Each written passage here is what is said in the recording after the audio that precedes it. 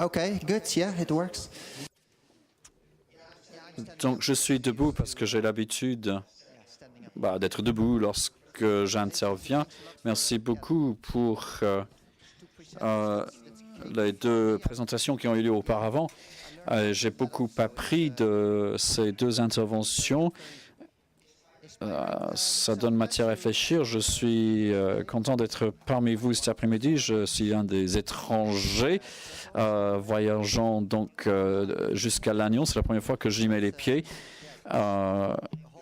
Ça fait toute une journée de voyage, mais c'était bien agréable, confortable en train. Donc, alors, mon propos aujourd'hui,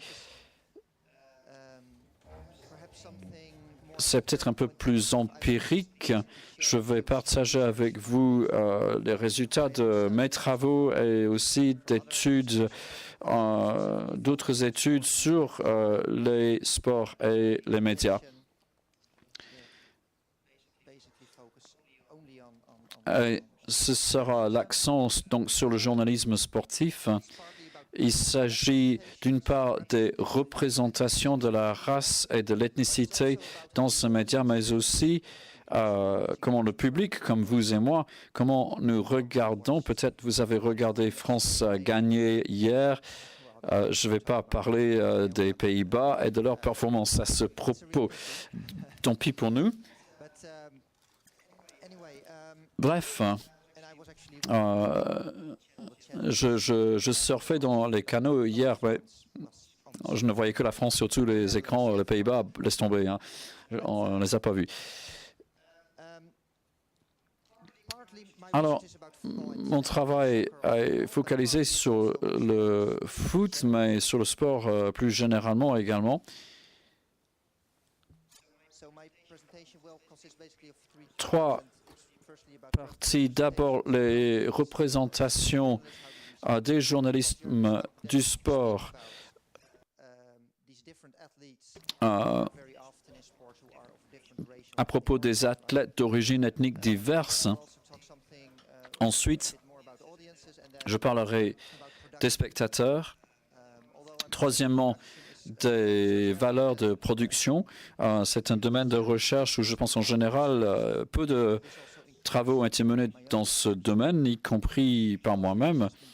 La plupart des études focalisent plutôt sur les représentations. En ce qui concerne la perception par le spectateur ou le téléspectateur, des études ont été menées, mais encore quand même plus que la question des valeurs de production. Donc, voilà de quoi on parle. Ça vient d'une chaîne néerlandaise. Tous des journalistes, quelques anciens joueurs. Ce qu'on remarque, c'est une émission de foot tous les dimanches soirs. Ils parlent donc des clubs.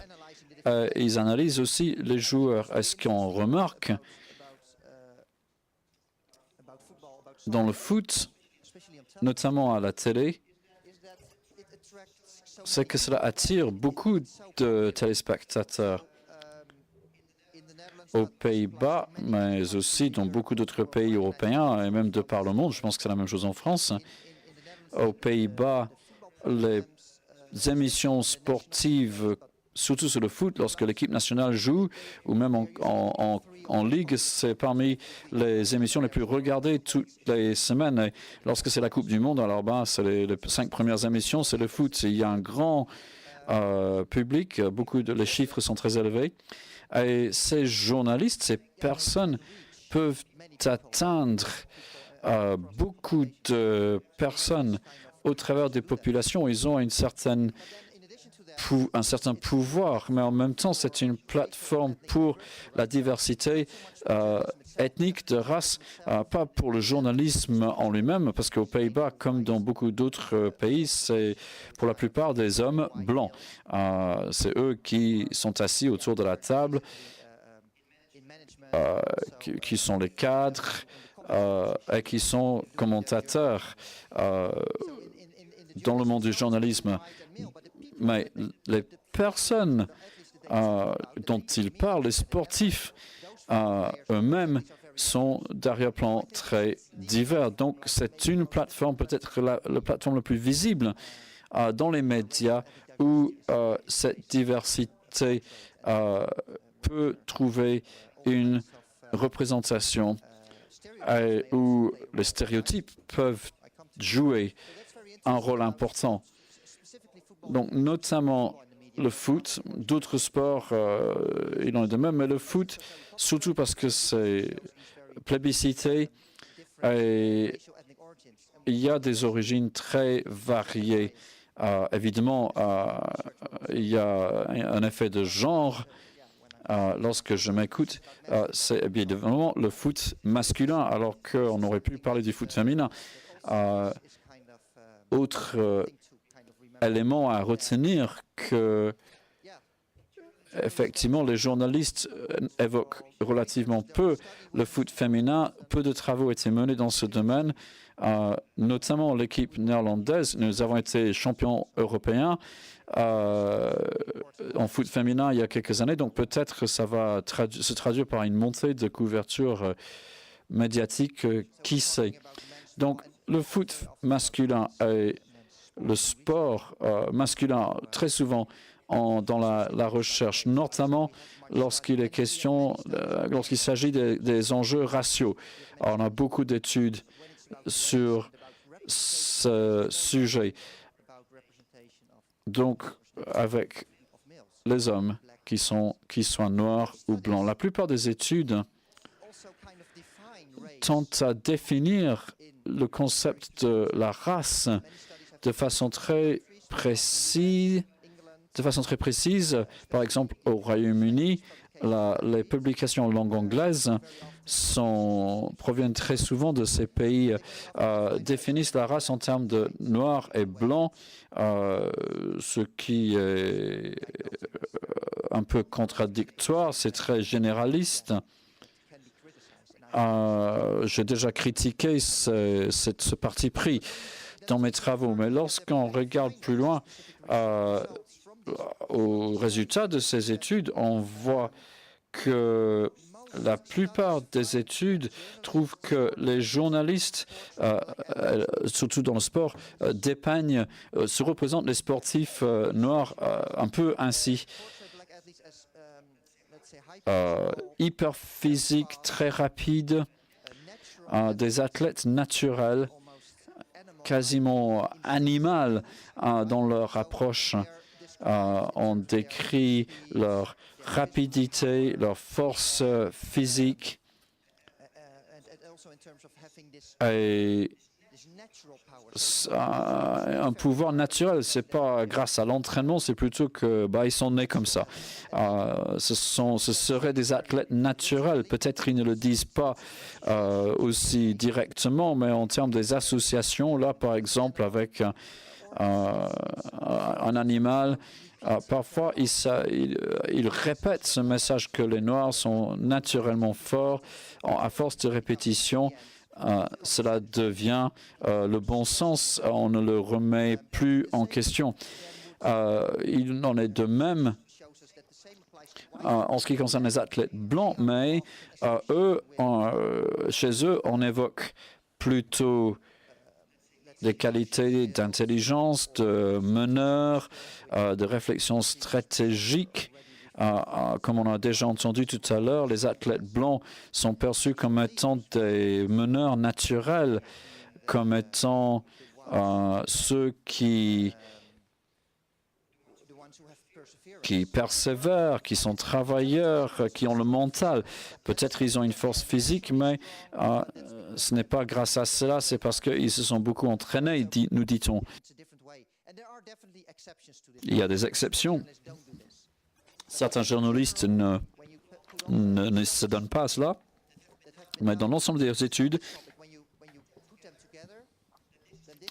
la synthèse, c'est ce qui ressort jusqu'à aujourd'hui même. Donc c'est très prédominant. Quelques chercheurs ont parlé de ce phénomène, on parle d'un racisme éclairé. ce discours, généralement on parle des blancs et des noirs. D'habitude,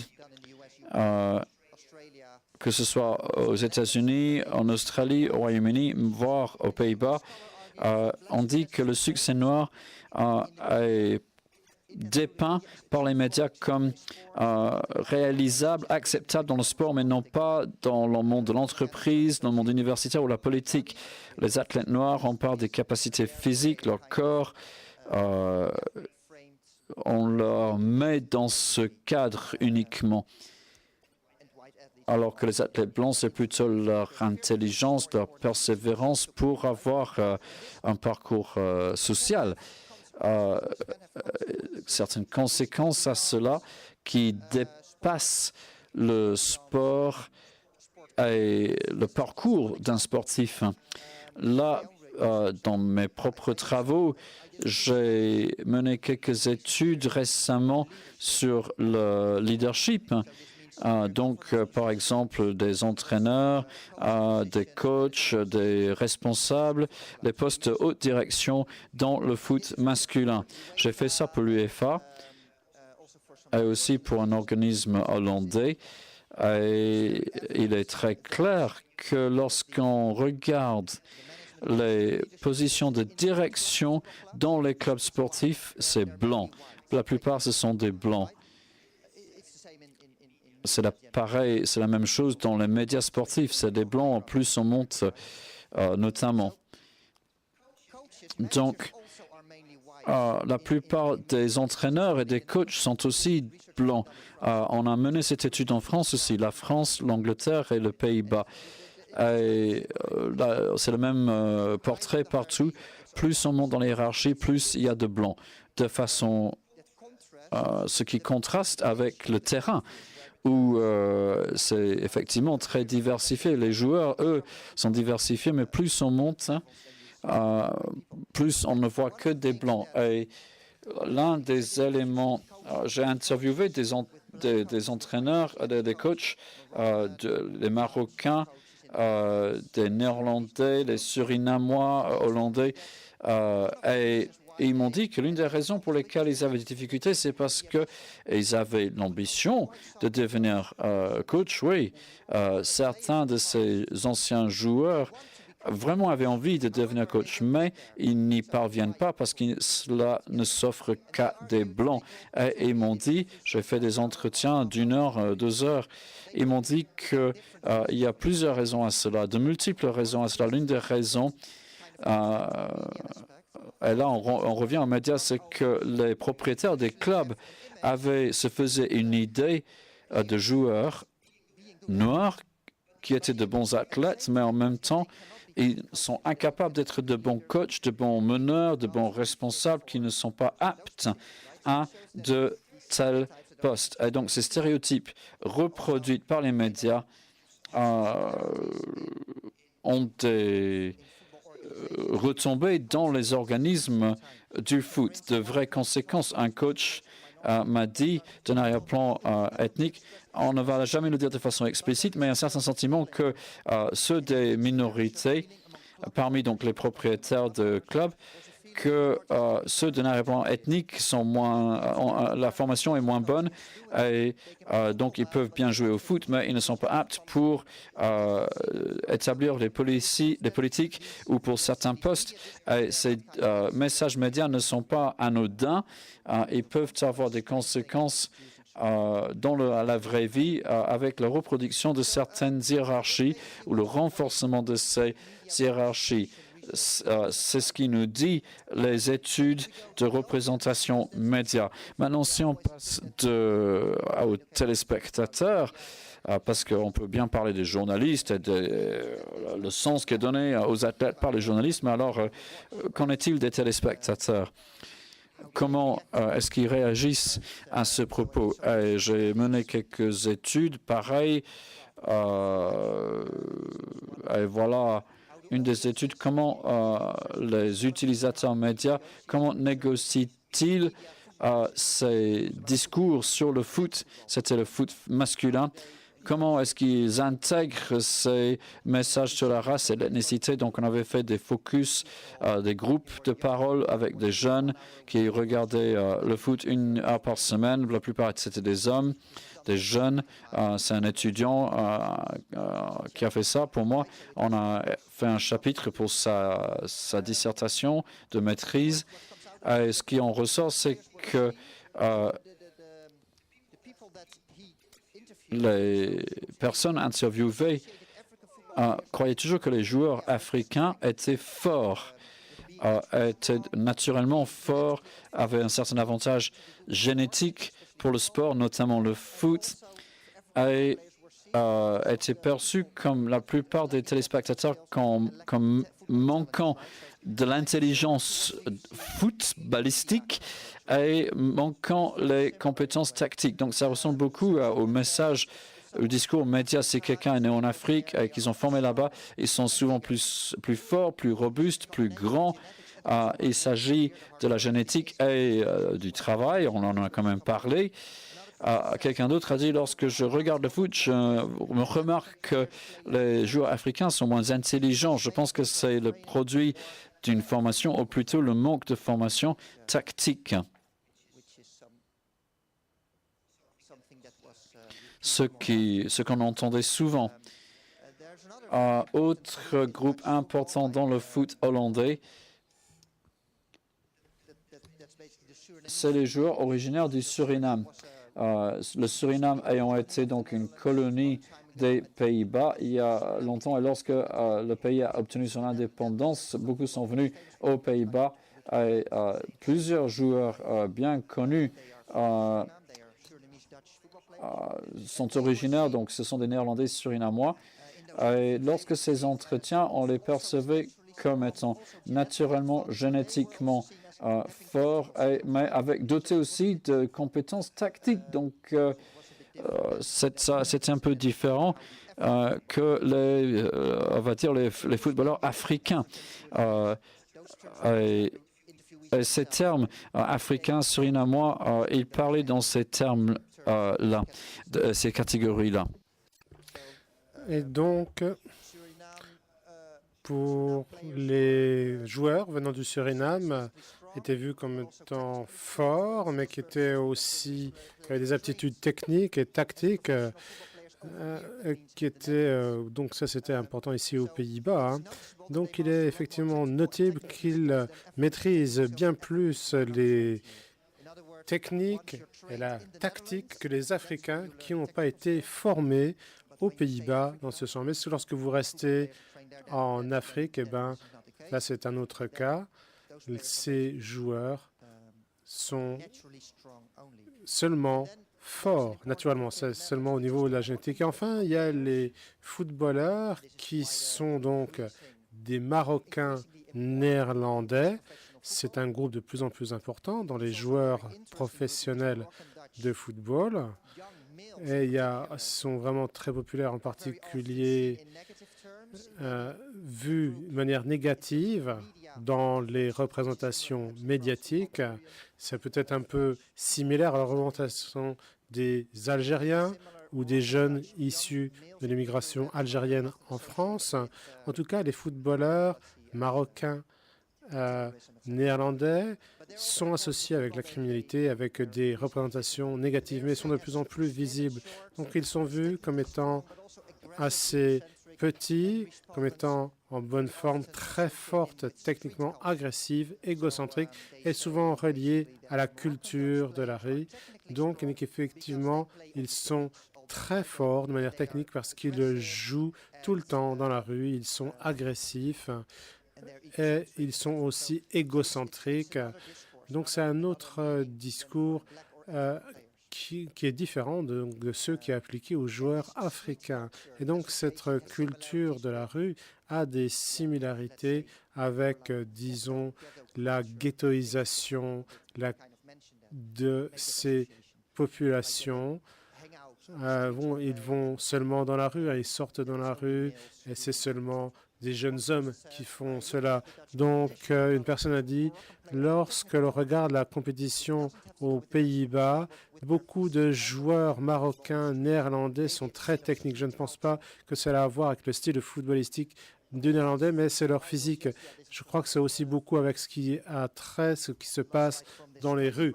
Peut-être qu'en fait, c'est une culture urbaine, en fait. Et ça, c'est aussi répliqué dans d'autres études. J'ai fait d'autres études à ce propos, et c'est pas très unique. Donc, en ce qui concerne les Néerlandais, dont les gens se réfèrent au terme néerlandais, ils pensent à des blancs. Ça veut dire des blancs pour les personnes qui répondaient à mon questionnaire. Alors pourquoi ils sont donc associés à un travail dur, ils sont intelligents, ils sont pratiques vraiment, ils ont aussi il y a des stéréotypes positifs qui ont été confirmés. Donc les représentations des médias, donc de ces joueurs néerlandais, est en accord et reflète le discours, les réponses données par ces jeunes personnes qui avaient été interviewées. Donc effectivement, ils se renforcent l'un l'autre. Le stéréotype renforce des personnes. Ces deux stéréotypes donc s'entrelacent. Et donc la question intéressante, qu'en est-il de la production de l'information sportive dans les médias? Et on va essayer de connecter tous ces différents aspects en se concentrant essentiellement sur la télévision, sur la production, sur le contenu, sur la réception qui en est faite.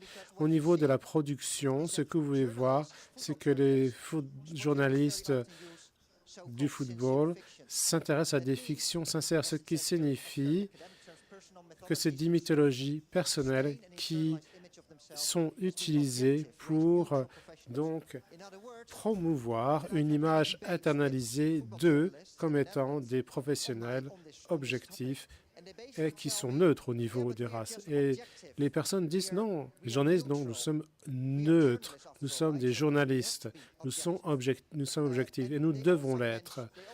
Et ils me disent aussi, on n'utilise pas de stéréotypes, nous. On n'utilise pas de stéréotypes. Peut-être que mon collègue utilise des stéréotypes, mais pas moi.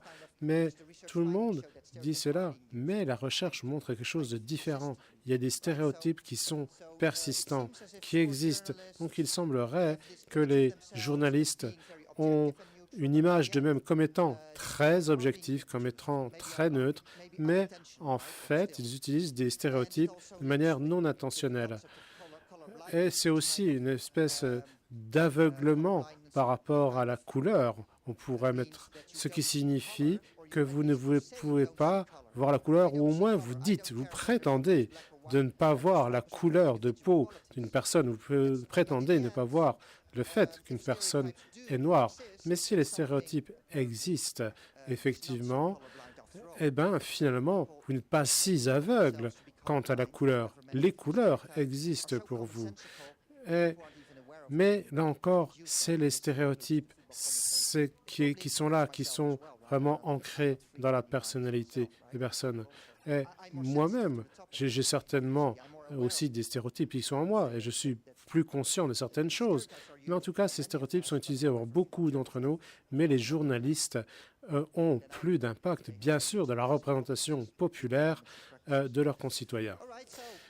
Donc, la conclusion préliminaire, donc la recherche continue, donc les stéréotypes raciaux semblent être très partagés dans les médias dans l'Europe et en même temps, il y a peu de réflexions qui existent quant à l'utilisation des stéréotypes raciaux ou ethniques de la part des journalistes, en particulier les journalistes qui s'intéressent au football. Et les journalistes disent non, moi je suis juste un professionnel, je suis neutre, j'ai pas de stéréotypes en moi. Donc vraiment, il faut peut-être réfléchir un peu plus là-dessus dans les recherches futures. Merci beaucoup pour votre attention.